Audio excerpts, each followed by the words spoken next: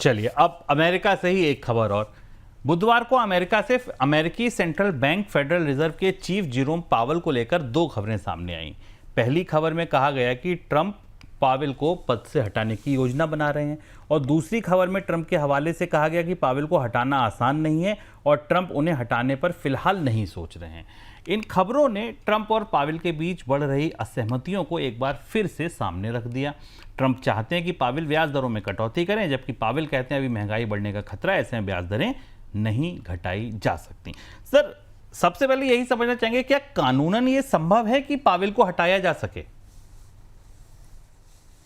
कानूनी तौर पर डोनाल्ड ट्रंप के पास पावेल को हटाने का कोई सीधा अधिकार नहीं है और अभी तक अमेरिका के इतिहास में कभी ऐसा नहीं हुआ कि फेड चेयर को या फेडरल रिजर्व के चेयरमैन को किसी राष्ट्रपति ने हटा दिया हो, जब तक कि कोई गंभीर आरोप नहीं है किसी कदाचार के, भ्रष्टाचार के। इसके अलावा और ऐसा कभी हुआ नहीं फेडरल रिजर्व के किसी चेयरमैन के साथ। तो ये प्रसंग अमेरिका के इतिहास में कभी नहीं रहा जब से फेडरल रिजर्व बना था 20वीं सदी की शुरुआत में, जब से बनना शुरू हुआ था।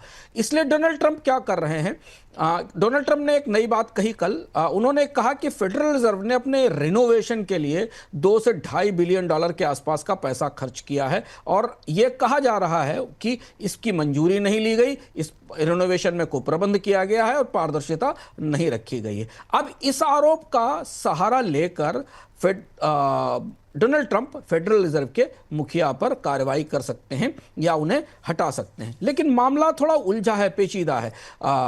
यह मामला कोर्ट तक जा सकता है, इस पर इसके तथ्य साबित करना अदालत में मुश्किल हो सकता है। तो सारी कोशिश ये दिखाने की है डोनाल्ड ट्रंप की कि वो धमका भी रहे हैं, वो इस बात की कोशिश में भी है कि कम से कम 1% ब्याज दरें कम कर दी जाएं। जैसे कल अद्भुत घटना हुई, रिपब्लिकन की बैठक में डोनाल्ड ट्रंप ने कहा कि वो जेरोम पावेल को हटाना चाहते हैं। रिपोर्ट हुआ, Bloomberg, New York times, wall street सबने रिपोर्ट किया। फिर उसके बाद बाजार गिरा, गिरते ही ट्रंप ने अपना बयान बदल दिया और कहा कि वो हटाना नहीं चाहते। फिर उन्होंने कहा कि मैं बिल्कुल रिजेक्ट भी नहीं करता हूं क्योंकि ये जो मामला है रिनोवेशन वाला, इसकी जांच चल रही है। तो इसका ये परिस्थिति है, वो तमाम तरीके से इस कोशिश में है कि जेरोम पावेल जाएं। जेरोम पावेल इस्तीफा दे सकते हैं, पर फिलहाल उन्होंने इस्तीफा देने से मना कर दिया है और वो फेडरल रिजर्व के मुखिया के तौर पर डोनाल्ड ट्रंप के साथ टकराव के लिए सामने खड़े हुए हैं। सर, बाजार इसे कैसे देख रहा है, क्योंकि फेड रिजर्व के चीफ की तरफ से इस तरीके के बयान या इस तरीके की कोशिशें, तो इससे तो बॉन्ड मार्केट हो, करेंसी मार्केट हो, स्टॉक मार्केट हो, सभी बहुत निगाहें गड़ाकर ऐसे घटनाक्रम को देखते हैं। आपको क्या लगता है बाजार कैसी प्रतिक्रिया दे सकता है? बाजारों की कल प्रतिक्रिया बड़ी निराशाजनक थी क्योंकि फेडरल रिजर्व की स्वायत्तता अमेरिकी वित्तीय सिस्टम पर साख का आधार है और हमेशा इतिहास में इससे पहले भी फेडरल रिजर्व के मुखिया व्हाइट हाउस से टकराते रहे हैं और उसकी नीतियां हमेशा व्हाइट हाउस के पक्ष में नहीं होती। होता यह है कि सरकारें चाहती कि कर्ज की दर कम की जाए ताकि लोगों को सस्ता कर्ज मिल सके और अमेरिका की सरकार इतना कर्ज लेती तो उसके लिए भी कर्ज का बोझ कम किया जा सके। लेकिन 1970 के दशक के बाद अमेरिका के फेडरल रिजर्व एक तरह से इन्फ्लेशन हॉक हैं और वो जरा सी भी महंगाई बढ़ने का जोखिम नहीं लेना चाहते क्योंकि अमेरिका के इतिहास में, अमेरिका की वित्तीय स्मृतियों में महंगाई की सबसे खराब यादें हैं। तो वो किसी भी स्थिति में महंगाई को जब तक अपने नियंत्रण के लेवल तक नहीं ले आते तब तक ब्याज दरें कम नहीं करना चाहते हैं। ट्रंप ये चाहते हैं कि उनका कोई खास व्यक्ति, बेसेंट का नाम चल रहा है जो वित्त मंत्री हैं, उनका नाम जो स्कॉट बेसेंट का नाम है, उन्हें बिठाया जाए।